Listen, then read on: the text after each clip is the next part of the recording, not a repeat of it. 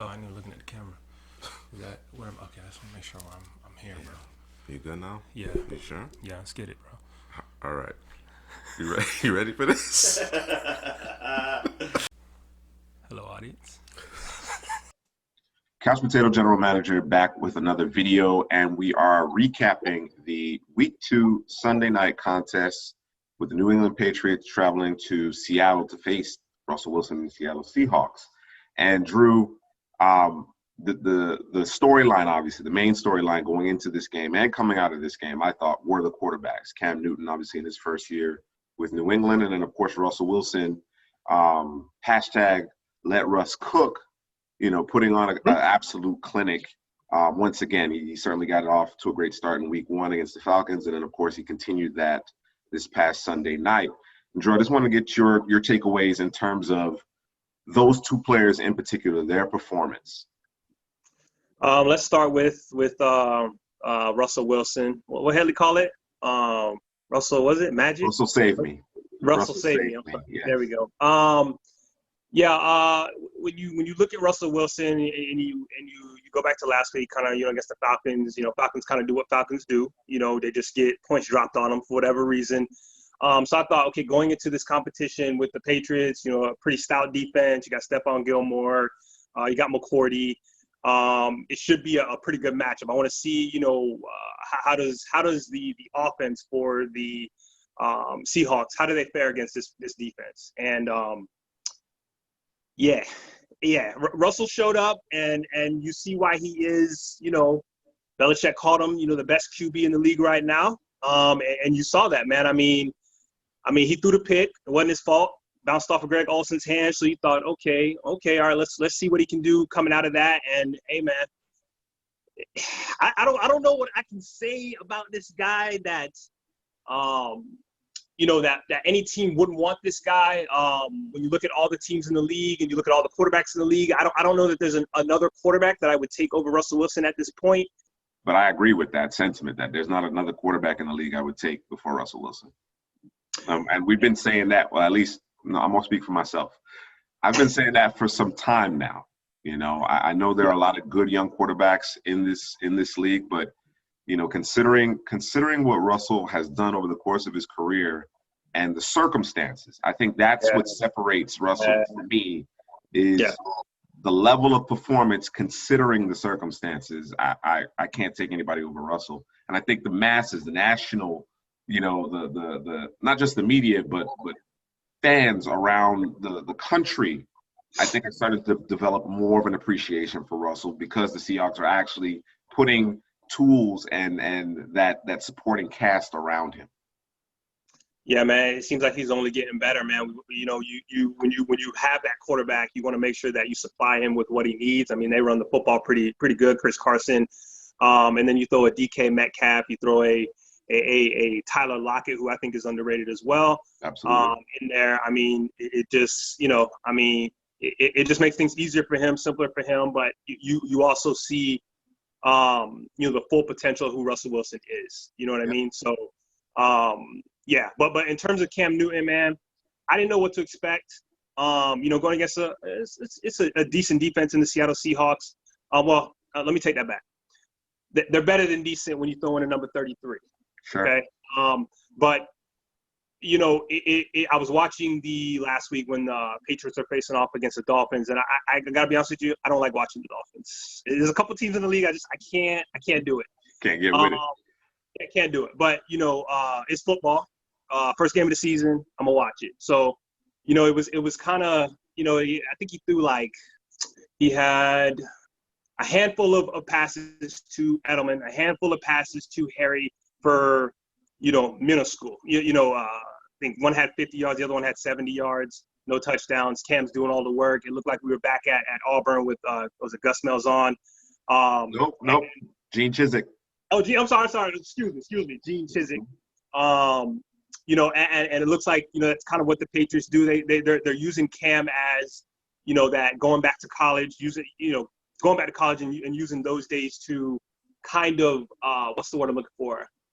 Illuminate his best qualities. But at the same time, he was back there dropping back. He looks very comfortable. I saw a quote from him today talking about, it's not about money for me. It's about what I don't have, which is, a championship, which is notoriety of being, one of the best in the league, and what better place to do that than New England and Belichick and Josh McDaniels. What did you think about his performance in this particular matchup? I mean, I thought he was solid. Was solid. I thought maybe I've moved the bar for Cam. I'm pulling for Cam.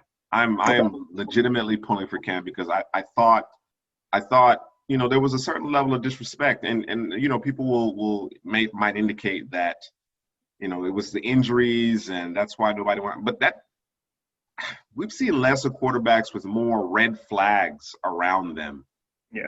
Get opportunity after opportunity, whether it be injury or maybe off the field, drama, whatever the case. We've seen lesser quarterbacks get more chances, and I just can't. I just find it so hard to imagine that the NFL just let Cam Newton end up with New England. But that's not what we're talking about. We're talking about his performance Sunday night. I thought he looked great. Cam, obviously, he looked healthy week one. I think he threw a couple seeds week one, but I thought this week he really dialed it up. That shoulder looks good. You know what I mean? He looks and feels good. Everybody talks about what he does on the ground, and of course, he's putting up huge rushing TD totals. That's their goal line back, frankly, and which makes sense. Obviously, you get an extra lead blocker into the formation if you have the quarterback keeping the ball. But and of course, we'll get to that with the end of the game, how the game ended. But in terms of him throwing the football, and of course, he found Edelman. Edelman's had a career high in terms of receiving yards in a single game. And I mean, he was throwing seeds. I mean, he was throwing. There was like a red dot out there, man. You know what I mean? Laser point. It was absolutely. It was exciting to see Cam so letting it rip. You know what I'm saying? Feeling comfortable and truly rearing back and letting it rip. And of course, Russell Wilson, obviously, he does the same. I think, like I said before, I think more people are aware of the quality of his deep ball, which I think is the best in the league. But there's no throw Russell Wilson can't make, and neither can. When Cam is healthy, Cam can spin it, and I think that gets lost in the translation because of the offenses that he's been in previously, and the fact that he does so much damage on the ground. But Cam has an elite arm as well. Accuracy may have been a concern. There may have been some peaks and valleys with respect to that. But again, if you're talking about being able to throw a frozen rope, both of these quarterbacks, they fit the bill. And I thought both of them played at a very, very high level this past Sunday. As we move along in this game, and of course it ended up being a very high scoring affair, we know that Russell can take games over. He's done that throughout his career time and again. But the Seattle team seems to have the requisite balance, in terms of being able to throw it on first down and then come back and get good yardage on the ground and running at a good clip. I believe in this contest, they were well over 5 yards per carry. New England, on the other hand, they're relying incredibly heavily on Cam Newton. And while it does concern me a little bit, I would hate to see Cam get worn down. They're going to have to be able to manufacture more of a running game, I think, to consistently to beat some of these better teams. I think they'll be able to handle the average to below average squads. But in terms of New England beating or offensively being able to hold up week in and week out, I'm not talking about, a week here or a week there where you need Cam to be Superman, but consistently, I think they're going to need to find more balance. What do you think about that aspect of things? No, I think you're right on point. And the question you got to ask, the Patriots need to be asked, Belichick and McDaniels need to be asked is, what happens if Cam gets hurt? You know what I mean? I know that we're going back to, kind of using those college day plays to kind of, like you said, goal line back is, that's the Cam offense. But, we gotta make sure that we can make it 16 games. We gotta make sure that we make it to the playoffs. Everybody's talking about, Tom Brady's not there anymore. Can the Patriots do it? They are in a weak division, as it's been for years. Got probably the worst football team in the division at the moment. And the New York Football Giants or Jets, excuse me, but but you got to keep Cam healthy, and I know part of that though is for Cam to be Cam. Yeah, that's what you got to have. You know what I mean? So it's kind of it's that balancing act. So I think when you talk about, them not being able to run the football, we might need to throw some screens. We might need to just dump it out to the back and turn, let's throw this 3-4 yard passes versus, trying to chuck it down the field or, force it up the middle where we're getting 2 yards a pop. You know what I mean? So, from the New England Patriots side of things, it's a big time balancing act. And I think they'll be okay because you got Josh McDaniels. I think he is, a good mind when it comes to the offense. But again, we'll see what happens. And again, they get a, what's the word I'm looking for? They get a kind of a pass, man, because of that division that they're in. Now the Bills, that might be another story. That may be another story because that's a team they do have to look out for. But again, we'll see. Yeah, I think your point's well taken. To me, and it's really my final point on this particular subject, is that quarterback power can't be your best running play. You understand what I'm saying? Even with Cam Newton, even with a healthy Cam, I don't think for the entirety of the season, or maybe because remember when Cam did his thing, they went to the Super Bowl. They went to the Super Bowl, but Cam was dialing it up through the air too. You know what I'm saying? So, maybe you catch lightning in a bottle, but I think in terms of the long-term success of this New England team, quarterback power can't necessarily be their go-to play. Let's talk about a little bit about the perimeter and the matchup between DK Metcalf and Stephon Gilmore. I'm of the mindset that Stephon Gilmore is the preeminent corner in this league, but DK did get him a little bit. Did work him some. I thought on that long TD pass, of course, it was another beautiful throw, dropping the bucket from Russell Wilson. Obviously, DK Metcalf had a step, but Stephon Gilmore was in position. He was in position. He's always in position. It's just a matter of now whether or not he's going to make the play. But I wanted to bring that up, not necessarily just to talk about the matchup, but there's a lot of revisionist history going on right now about DK Metcalf. And how people can't imagine how he fell out of the first round. And, what's your take on that? So you're talking about a guy who is, 6'4", 280, running a 4.1. You know what I mean? He was, I don't want to call it injury prone, but he was a little injured coming out of college. He was in that suspect, terrible offense. He was only asked to do certain things. So you go with what you see on film, which is he can only do certain things. He was asked to do certain things. Correct. And watching the tape, I can only go by what's there. You know what I mean? Right. And is he a one-trick pony? Based on, him going through the combine, you saw some things that maybe you didn't like. And so you kind of put that with the film and then you say, okay, well then I'm gonna put him in this box. And this is where I see him. Is it possible that he can break out of this box? Of course. He's fast, he's big, he's strong. It looks like he's a freak of nature, right? So if you just stuck him in that box and left him in that box, I think you're making a mistake. But it looks like he's starting to become that entire package, if you will. Yeah, I definitely think he is developing. I think he is becoming more refined in the things that he does. Obviously, there was a lot of conversation about his 3-cone drill and this, that, and the other. And I think he's worked on that. I think, I don't think that was what dropped him out of the first round. I want to make that perfectly clear. I think it was the fact that he had a checkered injury past, some severe, when you're talking about the neck and the back and man, that's not something that to take lightly, obviously. And then of course, as you mentioned, he wasn't necessarily deployed in an offense that gave you a lot to work with from a film perspective. It was very much a projection, and that is what the draft is. But and of course mistakes are made in the draft, but I'm not knocking the other 31 organizations for not selecting DK Metcalf in the first round. Now, if you want to knock the Eagles for taking JJ Arcega-Whiteside over DK Metcalf, you might have, what I'm saying? You might want to do that. But when that type of thing happens, I always say, well, Antonio Brown went in the 5th round. Jerry Rice was a day 2, day 3 pick.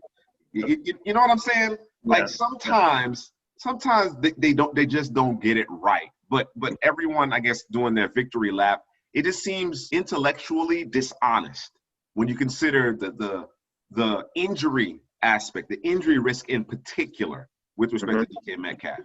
So moving right along, one of the things I alluded to earlier was both teams' inability really to get off the field on 3rd down.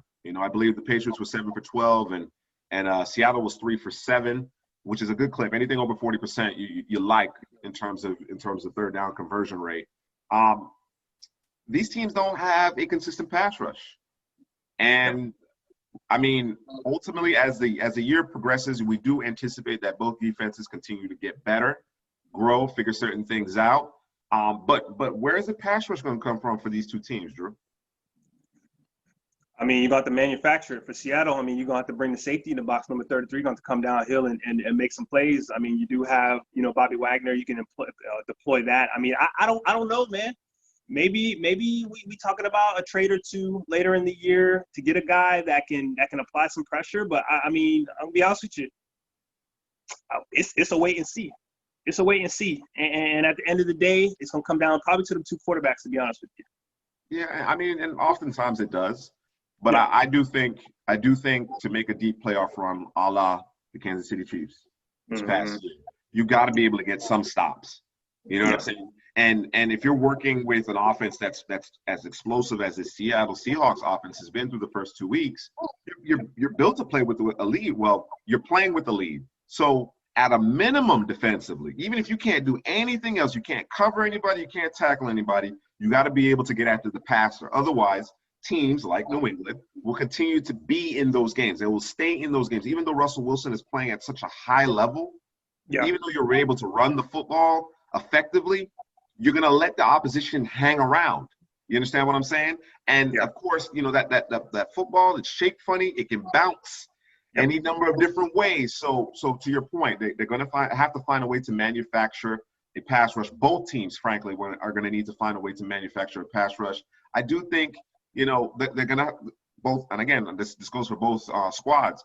They're going to have to find an individual or two who exceeds expectations. We got Collier, in Seattle. You know what I mean? Bill Belichick, that is his forte. Defense is his forte. You've let a lot of good players, got a lot of good individuals go throughout the years. Who's going to affect the passer on a consistent basis? Who's going to help you get off the field on third down? So that's a big question mark that I come up. Well, my biggest question mark coming from this game for either team. Certainly, I mentioned before, New England, they need to find a running game outside of quarterback power. But let's talk about the guy that you alluded to, number 33, that safety. That safety now roaming the back end of the Seattle Seahawks. So, number one safety coming out for me that year, whatever year that was 4 years ago, 3 years, it don't even matter. First of all, I'm glad that he's in a place where he can actually enjoy himself, not have to. Because every time, a game's over when he played for New York, he goes to Twitter and he's like, trying to, hey man, it was a good game. I know we lost today. On to the next game. That motivational thing. But here you can see it. You can read it as you can feel it in his words as he's having fun. He's deployed in so many different ways. The thought was, Seattle, they played the cover 3, yada, yada, yada, zone coverage. They're not really going to deploy him in a way that he can be used. Not Nabi. Did you see him versus the Falcons? He was just coming down in the box, coming off the edge, kind of playing the robber role. There was one play I saw, man, where he just kind of cut across from one side to the other, and he shouldn't have been there. As far as I'm concerned, he shouldn't have been there. But he read it perfectly, made the play. And I think, and this goes back to what you spoke about earlier about how they're going to generate pass rush. I think he has the mentality to change a defense, okay? And I think that is going to be the word aggressive, okay? I think New England will do it scheming it up with trying to get pressure, and I think that Seattle can do it with just being aggressive, just sending blitz here, blitz there, sending more than teams can block. I think that's how that'll happen with Seattle. But again, we'll see. But Jamal Adams, I feel like his aura is going to permeate through that organization, through that defense, and it's going to change some things over there. I think that gets lost in this analytical age. What a mentality, what a tone setter can bring to an organization, to a side or to any side of the ball, frankly. But in this case, obviously, it's the defense. You did allude to the fact that the Seattle Seahawks, they do play a lot of cover 3. I think it's a misnomer to think that he's just out there in zone and no man's land. You know what I mean? He's playing that old Cam Chancellor role. He is playing robber. He is, given a certain level of flexibility in that scheme to approach that line of scrimmage, make plays behind the line of scrimmage. You know what I'm saying? Get into the flats, into that curl flat kind of zone. So I think, and we talked about this offline. We talked about this offline. You know, he is an early favorite for Defensive Player of the Year. You know what I'm saying? The way he's played through a couple of weeks, his impact, even though, you know, the final score may have suggested that, you know, Seattle was just getting torched.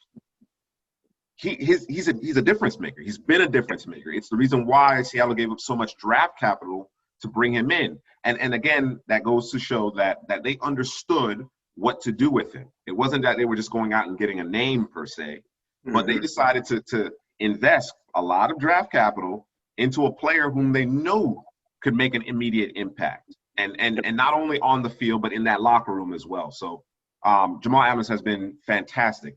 The last thing I wanted to touch on before we wrap this particular game recap up was the decision at the end of the game to go, as we mentioned, quarterback power. Personally, this is just how I feel. When you have one play to win the game, I want to stress your defense. I get what they were thinking. All right, we're going to give our goal line back, which is Cam Newton, all right, the ball, and we're going to have 10 guys blocking for him. I get that. I completely understand that concept. But me personally, I got to have a run pass option. I got to. I got to give Cam an opportunity to find someone, extend the play, and if not, then be Superman. You understand what I'm saying? And stress the defense. Make the defense defend the width, at least the width, because of course there's not a whole lot of room to work with, but make them defend the width of the field. You know what I'm saying? You're not running the football particularly well, right? In the first place. You're not getting that push on a consistent basis. Create some conflict for that defense. Put Jamal Adams and the defensive backs, the linebackers in a bind. You know, you got that defensive line submarining, getting low, you know, disrupting and getting that penetration. And of course, Cam Newton gets hit and stopped behind the line of scrimmage. So it's just, I really didn't care for the play call. And in that particular instance, I'm looking for a run pass option for my quarterback. What did you think down there at the end? Yeah, I'm not going to disagree with, I don't know, man. I'm kind of on both sides of the fence, man. I'm straddling the fence. I can't get off the fence because I understand the play call. I get the play call, and everybody. I was gonna say everybody in the stadium, like they got fans. Yeah. Everybody at home. Yeah. Knew what was coming, right? Absolutely, and but it's one of those. It's one of those things, though. Pop Warner football. I'm gonna run it through the A-hole. I'm going through the A-hole. You know I'm going through the A-hole. The only way to stop it is to stop me before I get to the A-hole, and I think. I'm going to pick my best play. I'm going to put it in the hands of the best player on the field, and I'm going to let him do what he do. Now, I also agree with the fact that you're saying that, you know, run pass option. And that's probably the best way to go because it's still in the hands of your best player. Yes. And you're giving him the choice of making a decision. Hey, you can run it, you can pass it. So if gun to my head, if I had to pick one, I'm probably go with the run pass option, but I'm not mad at New England for the play call.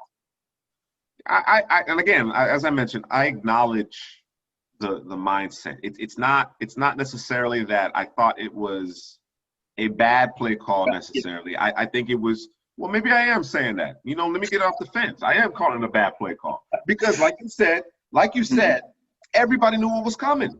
Everybody, and this isn't Pop Warner, my guy.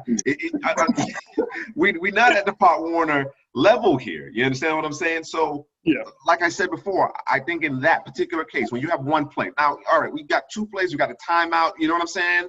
All right, I give you quarterback power. Let's pull that guard and see if Cam Newton can't get in behind that and get in, right? Yeah. But if you got one play, I got to stress your defense more than that. I got to make them make a decision whether they're going to commit to close out on Cam or play their assignments and hang on to whomever the receiver might be or tight end might be in the back of the end zone. You understand what I'm saying? So that's really where I'm coming from with respect to that. But all in all, it was a wonderfully entertaining game. Week 2, though. Yeah. Week 2, though. Yeah. Bruh, can we call it week of injuries? Yeah, I don't even know if injuries is the right word. I don't know if that even does it justice. You know what I'm saying? Because it was a mass unit out there, man. It was there were ACLs falling apart. Every other I was getting text messages from Roddy telling me, bro, we might as well simulate the week, man. Turn the injuries off and simulate the week, man, because it's crazy. Bodies are just flopping and falling out here, man. It was rough. It was rough. And you hate to see guys who, prepare, obviously, incredibly hard. It always happens. But I can't remember a time that so many severe injuries happened to so many of the star players. And it doesn't really matter whether you're a star or not. It just seemed like there were a lot of very, very severe. And it started as early as Thursday with Cincinnati, the tight end. CJ, he went down with an Achilles. So it was a rough week. It was a rough week for those guys between the lines. But certainly the Sunday night slate the Sunday slate was capped off beautifully with the Sunday night football game. Yeah, definitely, man. I just, put my hands together, pray for some folks, and see what happens coming into week 3, man. Definitely. All right, that's going to do it for this video. Please like, comment, and subscribe.